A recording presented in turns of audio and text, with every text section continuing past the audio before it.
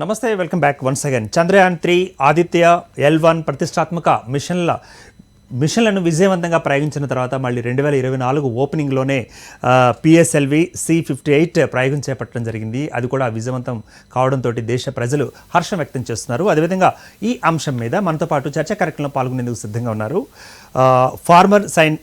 Farmer distinguished scientist ISRO నుంచి శేషగిరిరావు గారు మనతో పాటు మాట్లాడేందుకు జూమ్లో సిద్ధంగా ఉన్నారు. ముందుగా మనం వారిని ఇన్వైట్ చేస్తున్నాం. శేషగిరిరావు, నమస్తే అండి. నమస్కారం అండి. ముందుగా శుభాకాంక్షలు అండి. నూతన సంవత్సర శుభాకాంక్షలతో పాటుగా మరి PSLV C-58 ప్రయోగం కూడా సక్సెస్ అయినందుకు శుభాకాంక్షలు తెలియజేస్తున్నామండి. మనందరం కూడా గర్విస్తున్నాం. మరి బ్రహ్మ పదార్థంపై ఇస్రో గురిపెట్టింది అనుకోవచ్చు అంటారా ఈ యొక్క ప్రయోగంతో? నిశ్చయంగా అనుకోవచ్చండి. మీకు కూడా నూతన సంవత్సర శుభాకాంక్షలు. Thank you sir. వీక్షిస్తున్న ప్రేక్షకులకు నూతన సంవత్సర శుభాకాంక్షలు. అదేవిధంగా అంతరిక్ష పరిశోధన సంస్థ, ఇతర శాస్త్రజ్ఞులు ఇటువంటి ఉపగ్రహాన్ని రూపొందించి ప్రయోగించినందుకు వాళ్ళకు కూడా శుభాకాంక్షలు. ఇది అనేక రకమైనటువంటి రీసెర్చ్లో తోడ్పడాలని, ఖగోళ దర్శనికి ఉపయోగపడాలని, మీరన్నట్లుగా బ్రహ్మ పదార్థాన్ని ఏమాత్రం పుట్టుపూర్వోత్తరాలు ఆచూకీ తెలుసుకోవడానికి ఉపయోగపడాలని ఆశిద్దాం. రైట్ అండి. ఇప్పుడు ఇస్రో ప్రయోగించిన ఈ యొక్క PSLVకి సంబంధించి ఏంటంటారు? ఒకసారి మన సామాన్య ప్రేక్షకులు కూడా ఒకసారి వివరించే ప్రయత్నం చేయండి. PSLV అనేది అంతరిక్ష పరిశోధన సంస్థకు సంబంధించినటువంటి ఒక మాటికి తక్కువ సమయంలో ప్రయోగించుకోదగ్గ ఒక రాకెట్ అనుకోవచ్చు. ఓకే. ఇది అతి సమీప కక్షలోకి కానివ్వండి, లేదా పోలార్ కక్షలోకి కానివ్వండి, లేదనుకుంటే జియోసింక్రనస్ కక్షలోకి కానివ్వండి, తగినంత బరువు గల శాటిలైట్ని తరచుగా తీసుకెళ్ళడానికి ఉపయోగిస్తుంటారు.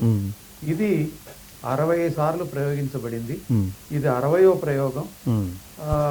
తుంబాలో రాకెట్ ప్రయోగాలు మొదటి ప్రయోగం మొదలుపెట్టినప్పుడు చిన్న రాకెట్లు ప్రయోగించి వాతావరణాన్ని సంబంధించిన పరిశీలన చేసినప్పుడు 60 సంవత్సరాల కిందట చేయబడింది. కాబట్టి రాకెట్ ప్రయోగాలు కూడా ప్రారంభించి 60 సంవత్సరాలు అయింది. PSLV 60వ లాంచ్ కాబట్టి అందరికీ శుభాకాంక్షలు మరొకసారి తెలియజేయాలి. రైట్ అండి. మరి మా భారతీయ సనాతన సంస్కృతిలో భాగంగా గ్రహణం గురించి మనం విని ఉన్నాం. మరి గ్రహణ కాలంలో ఎక్స్రే రేస్ ఎలా ఉంటాయి అన్నది కూడా ప్రధాన ఇతివృత్తంగా ఈ యొక్క ప్రయోగంలో ఉందని మాకు తెలుస్తోంది. సో దీనికి సంబంధించి ఏమంటారు మీరు?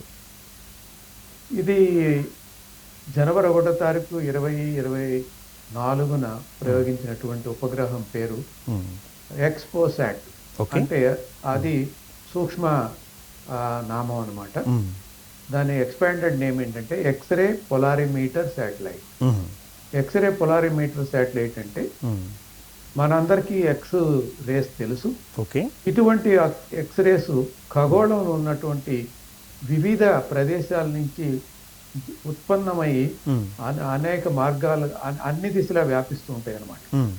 అలా వ్యాప్తి చెందినప్పుడు అటువంటి ఎక్స్రేలు మనం ఎక్కడి నుంచి వచ్చినాయి, ఎలా వచ్చినాయి, దాని యొక్క సాంద్రత ఎంత, ఇవన్నీ కనుక్కుని అక్కడ ఎటువంటి నక్షత్ర సముదాయంలో మార్పులు జరుగుతున్నాయి అని తెలుసుకోవాలంటే ఉపగ్రహం బాగా ఉపయోగపడుతుంది. దీంట్లో మనకి ప్రత్యేకంగా 2 ప్రయోగాలు ఉంచబడినాయి అన్నమాట. మొదటి ప్రయోగం పేరు పోలిక్స్, POLIX అంటారు. అంటే పొలారిమీటర్ ఇన్స్ట్రుమెంట్ ఇన్ ఎక్స్రేస్. ఇది ఏం చేస్తుందంటే ఈ X ray polarimeter, Thomson X ray polarimeter అంటారు దీన్ని. ఇది వివిధ ప్రదేశాల నుంచి అందుతున్నటువంటి ఎక్స్రే పోలరైజ్డ్ పారామీటర్స్, ఎక్స్రేకి సంబంధించిన సోర్సెస్ను గుర్తించి ప్రత్యేకంగా 8 నుంచి 30 keV రేంజ్లో ఉన్నటువంటి సోర్సెస్ను గుర్తించి వాటిని కనుగొనడం జరుగుతుంది అనమాట. అది మొదటి ప్రయోగం, మొదటి ఎక్స్పెరిమెంట్. ఇందులో రెండవ ఎక్స్పెరిమెంట్ ఏంటంటే ఎక్స్ స్పెక్ట్ అంటారు. అంటే ఎక్స్రే స్పెక్ట్రోస్కోపీ అండ్ టైమింగ్. అందులో నుంచి సూక్ష్మనామం వచ్చి ఎక్స్పెక్ట్.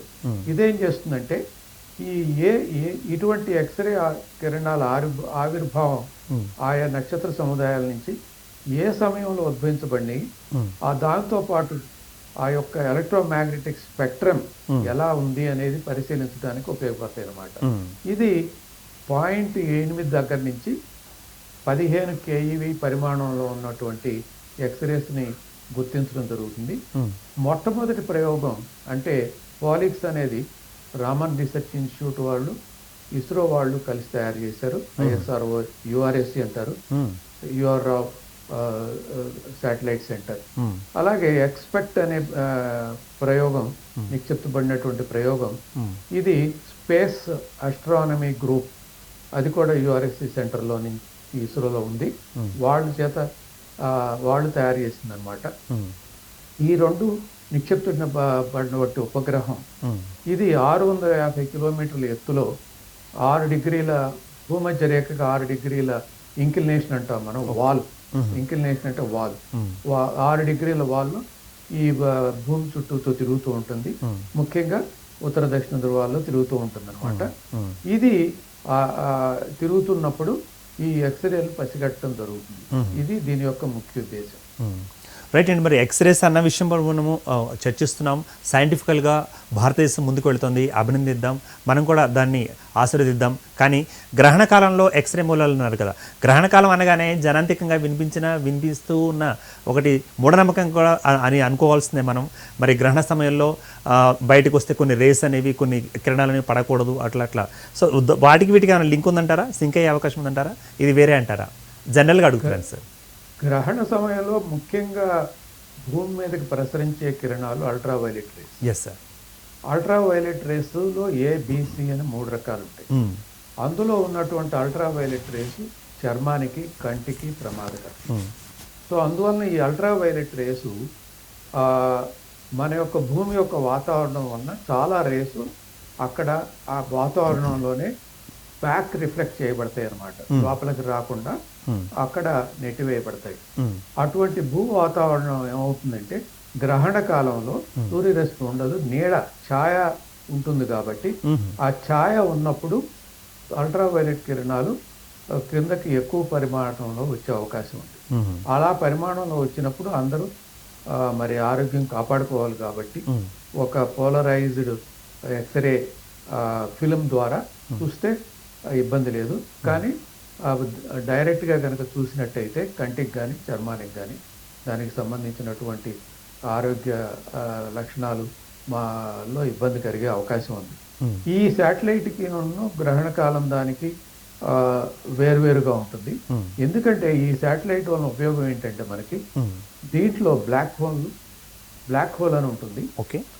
అది ఒక ఈ విశ్వంలో బ్లాక్ హోల్స్ అనేవి చాలా విస్తరించున్నాయి చాలా చోట్ల. ఆ విధంగానే న్యూట్రాన్ నక్షత్రాలు ఉంటాయి. తర్వాత యాక్టివ్ గెలాక్టిక్ సెంటర్స్ అని ఉంటాయి. వాటితో పాటు ఈ నెబ్యులాలు ఉంటాయి, పల్వరైజ్డ్ నెబ్యులాలు ఉంటాయి. ఇంకా వివిధ ఖగోళ వనరులు ఉంటాయి అన్నమాట. ఈ ఖగోళ వనరుల్లో నిత్యము సంక్లిష్ట భౌతిక ప్రక్రియలు ఏర్పడుతూ ఉంటాయి. ఈ భౌతిక ప్రక్రియలు ఏర్పడినప్పుడు ఎక్స్రేలు ఉద్భవించబడతాయి. ఈ ఎక్స్రేలు ఉద్భవించినప్పుడు ఈ ఎటువంటి సంక్లిష్ట భౌతిక ప్రక్రియ ఏర్పడింది, బ్లాక్ హోల్స్లో కానివ్వండి, న్యూట్రాన్ స్టార్స్లో కానివ్వండి, యాక్టివ్ గెలాక్సీలో కానివ్వండి, వేరే నెబ్యులాస్లో కానివ్వండి, ఎటువంటి ప్రక్రియ ద్వారా ఈ ఎక్స్రేలు ఏర్పడింది, అలా ఏర్పడినప్పుడు అవి ఎంత పరిమాణంలో వచ్చినాయి, ఇవన్నీ కనుక్కోవడానికి ఈ ఉపగ్రహాన్ని వాడతారన్నమాట. ఇది ప్రపంచంలో ఇటువంటి ప్రయోగం చేస్తున్న దేశాల్లో భారతదేశం 2వది అవుతుంది. అంతకుముందు నాసా వారు 2021 డిసెంబర్ 9న IXPE అని ప్రయోగించారు. అది కూడా ఇటువంటి ప్రయోగమే చేస్తుంది. బ్లాక్ హోల్స్ గురించి, న్యూట్రాన్ స్టార్స్ గురించి, కాస్మిక్ సోర్సెస్ గురించి విశ్లేషిస్తుంది అనమాట. ఆ విశ్లేషణ 2021 తర్వాత ప్రయోగించబడిన 2వ ఉపగ్రహం కింద చెప్పుకోవచ్చు. కాబట్టి ఇటువంటి ఖగోళ పరిశోధనలో భారతదేశం 2వ దేశంగా చెప్పుకోవటానికి మనకి ఎంతైనా ప్రతిష్టాకరం. రైట్ అండి. మరి రానున్న కాలంలో మరి ఎటువంటి విజయాలను కూడా మనం సాధించే అవకాశం ఉందంటారు? ఇదే వరుస కొనసాగితే ఈ సంవత్సరం అంతా, వచ్చే సంవత్సరం అంతా ఒకవేళ ఇదే వరుస కొనసాగించడానికి, దాంట్లో అద్భుతమైన ప్రగతిని సాధించడానికి ఎన్నైనా అవకాశాలు ఉన్నాయి. కారణం ఏంటంటే ఈ ఆస్ట్రానమీ స్టడీ కోసం ఆల్రెడీ సైంటిస్టు ఇస్రోలో 2015 28 సెప్టెంబర్న ఆస్ట్రోసాట్ అని ఒక ఉపగ్రహం ప్రయోగించారు. ఓకే. అందులో 6 ప్రయోగాలు ఉన్నాయి. ఆ 2 ఎక్స్రేకి సంబంధించినవి అందులో కూడా. ఒకటి సాఫ్ట్ ఎక్స్రే ఇమేజింగ్ టెలిస్కోప్ అని ఒకటి ఉంది. Large area X-ray proportional counter అని ఉంది. ఒకటేమో టెలిస్కోప్, ఇమేజింగ్ టెలిస్కోప్. రెండోదేమో కౌంటర్. కౌంటర్ అంటే వచ్చిన అటువంటి ఎక్స్రే అణువుల్ని, ఆ కిరణాలని కౌంటింగ్ చేస్తున్నారు. ఇది కౌంటర్. ఈ రెండిటితో పాటు ఈ ఎక్స్పోసాట్ లో ఉన్న ఉపగ్రహంలో ఉన్న ప్రయోగాలు తోడయి ఇటు ఎన్నో ఈ విశ్వ ఆవిర్భావాన్ని గురించి నిత్యము ఈ నెబులాల్లో కానివ్వండి, బ్లాక్ హోల్స్లో కానీ ఏం జరుగుతుంది అనేది క్షణం క్షణం పరిశీలించడానికి వీలవుతుంది అనమాట. ఇది ఈ భూమి చుట్టూ తిరుగుతున్నప్పుడు, భూమి చుట్టూతో తిరిగినప్పుడు దాదాపు మీకు 360 డిగ్రీలు ఒక చుట్టూ చుట్టినట్టే. మనం ఎప్పుడైతే ఈ ఎక్స్పెరిమెంట్ ఒకసారి ఆన్ చేస్తామో, ఆ ఆన్ చేసినప్పుడు ఈ కిరణాలు ఈ యొక్క రెండు ప్రయోగాలు నిక్షిప్పబడినాయి అని చెప్పాం కదా. ఈ ప్రయోగ వేదికలోకి రాగానే వాటిని పసిగట్టి దాని యొక్క ఇమేజింగ్ తీయగలుగుతాయి. అలాగే వాటి యొక్క పరిమాణాన్ని గుర్తించగలుగుతాయి, వాటి యొక్క సాంద్రతను గుర్తించగలుగుతాయి. గుర్తించిన తరువాత అది దాదాపు ఇటువంటి సోర్సెస్ అంటే ఈ ఉద్భవం కలిగించేటువంటి ఆబ్జెక్ట్స్ దాదాపు 40 నుంచి 50 వరకు పసిగట్టడానికి వీలుందన్నమాట. సో ఇలా పసిగట్టడం వలన ఏ ఆబ్జెక్ట్ ఎటువంటి కిరణాలు ఎంతసేపు ఎంత పరిమాణంలో ఉద్భవింపజేస్తున్నాయి అనేది ఒక ప్రయోగంగా స్వీకరించి అటువంటి ప్రయోగాలకు సంబంధించిన రిజల్ట్స్ ఆవిష్కరింపబడతాయి ఈ రాబోయే కాలంలో. ఈ శాస్త్రజ్ఞులకు మంచి ఉత్ప్రేరకంగాను ఇంకా మంచి స్టడీస్ చేయాలని ఒక ఆకాంక్షను కలగజేస్తున్నటువంటి ఎటువంటి సందేహం లేదు. రైట్ అండి. మరి ఇప్పటి వరకు మనం ప్రయోగించిన ఏవైతే సిరీస్లు ఉన్నాయో ఆ సిరీస్, అదేవిధంగా మరి భారతదేశ యవనిక మీద ఒక జెండా ఎగురవేశాం లేటెస్ట్ మనం చేసిన ప్రయోగంతో. మరి రానున్న కాలంలో కూడా మరిన్ని కొనసాగాలంటే యంగ్ సైంటిస్టుల యొక్క అవసరం కూడా ఉంది కదా. మరి వారు మీకు అంటే మీరు వారికి ఇచ్చే మెసేజ్ ఏంటంటారు? ముఖ్యంగా యంగ్ సైంటిస్ట్ కానివ్వండి, ఎంటర్ప్రెనర్స్ కానివ్వండి, టెక్నాలజిస్ట్ కానివ్వండి, వీరందరికీ అనుకూలంగా వారు ఏది అనుకుంటే అటువంటి ప్రయోగాలు రాకెట్ని నిర్మించడంలో కానీ, శాటిలైట్లు నిర్మించడంలో కానీ, శాటిలైట్లో ఉంచబడేటువంటి ప్రయోగాలను నిర్మించడంలో కానీ వాళ్ళకు వాళ్ళు స్టార్టప్లు అంటూ పెట్టి దానిలో వీటికి సంబంధించిన నిర్మాణాలు చేస్తూ వాటికి అవసరమైనటువంటి నిధుల్ని చేకూర్చుకుంటూ ముందుకు రావటానికి భారత ప్రభుత్వం, ఇస్రో అనేక చేయూతలు ఇవ్వటానికి గత 2 సంవత్సరాలుగా అనేక మార్పులు తేబడ్డాయి. ఈ మార్పులకు అనుగుణంగానే ఇన్స్పేస్ అని, ఎన్సిల్ అని 2 కొత్త వర్టికల్స్ ఇస్రోలో ఉన్నాయి. వాటికి సంబంధించిన తోడ్పాటుతో ఈ యువ శాస్త్రవేత్తలందరూ ముందుకు వచ్చి ఇటువంటి ప్రయోగాలని అనేక నిర్మిస్తూ వాటికి సంబంధించిన ప్రయోగం యొక్క రిజల్ట్స్ని దేశానికి అందిస్తూ ప్రపంచంలో ఒక ముఖ్యమైన రీసెర్చ్ శక్తిగా ఎదగటానికి దోహదపడతారంటంలో ఎటువంటి సందేహం లేదు. రైట్ అండి. అంటే ఒక సైంటిస్ట్గా మీరు స్పందించండి శాస్త్రిరావు గారు. మనం ఎన్నో ప్రయోగాలు చేస్తున్నాం, మరి ఎన్నో అంతరిక్ష పరిశోధన సంస్థలు కూడా ప్రయోగాలు చేస్తూనే ఉన్నాయి. మొన్నటి వరకు కూడా చేసిన పరిస్థితి. కానీ మూఢనమ్మకాలను మాత్రం తగ్గించలేకపోతున్నాం. దీనికి ఒక సైంటిస్ట్గా మీరేమంటారండి?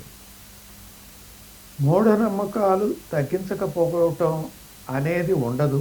సైన్స్ గురించి గనక మనం సమాజంలో నుంచి తీసుకువెళితే ఎందుకు ఇలా మూఢనమ్మకంగా ఏర్పడింది అంటే దాదాపు 500 సంవత్సరాల క్రితం, 600 సంవత్సరాల క్రితం చదువుకున్న వాళ్ళు తక్కువ, ఇల్లిటరేట్స్ ఎక్కువ. వాళ్ళ యొక్క జ్ఞానం ఏంటంటే పండితులు చెప్పిందే వాళ్ళ యొక్క జ్ఞానం.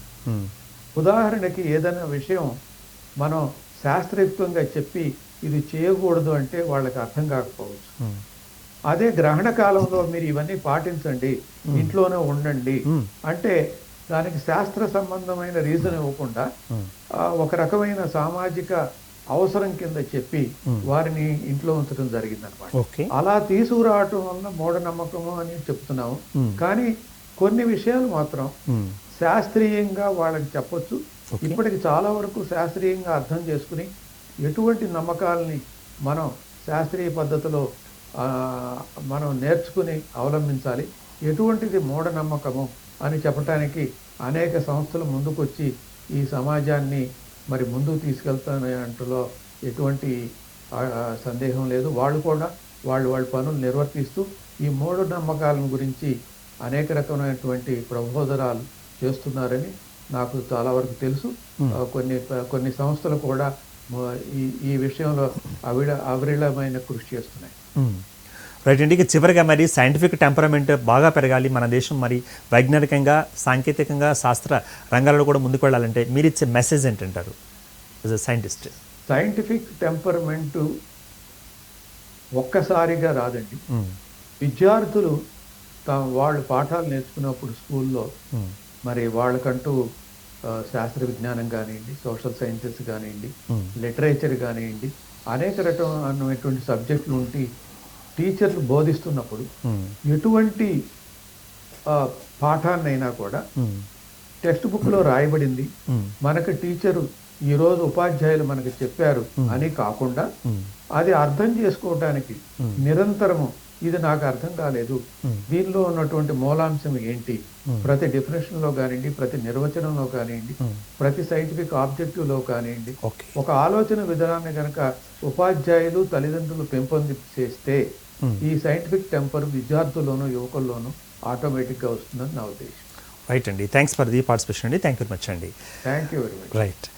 ఫార్మర్ డిస్టింగ్విష్డ్ సైంటిస్ట్ ఇస్రో నుంచి శేషగిరిరావు గారు తమ యొక్క అభిప్రాయాన్ని పంచుకోవడం జరిగింది. అదేవిధంగా మరి అనేక వరుస ప్రయోగాలలో మనం ముందుకు వెళుతున్నాం. అదేవిధంగా భారతదేశం కూడా ముందుకు వెళుతుంది. మరి పిఎస్ఎల్వి రాకెట్ సిరీస్లో మరి ఈ యొక్క ప్రయోగం 65 కావడం అన్నది కూడా విశేషంగా గుర్తుంచుకోవచ్చు. రానున్న కాలంలో కూడా భారతదేశానికి మరి ఇటువంటి ప్రయోగాలకు సంబంధించిన మరింత స్ఫూర్తిని నింపాలని కూడా మనం ఆశిద్దాం. ఇది ఇవాల్టి స్పెషల్ ఎపిసోడ్. మరో ఎపిసోడ్లో మళ్ళీ కలుద్దాం. Then keep watching Master TV. సామాన్యుడి స్వేచ్ఛకు సంకేతం. ప్రజా ప్రభుత్వం కొలువైన నెల రోజుల్లోనే అభయహస్తం గ్యారంటీల అమలుకు శ్రీకారం.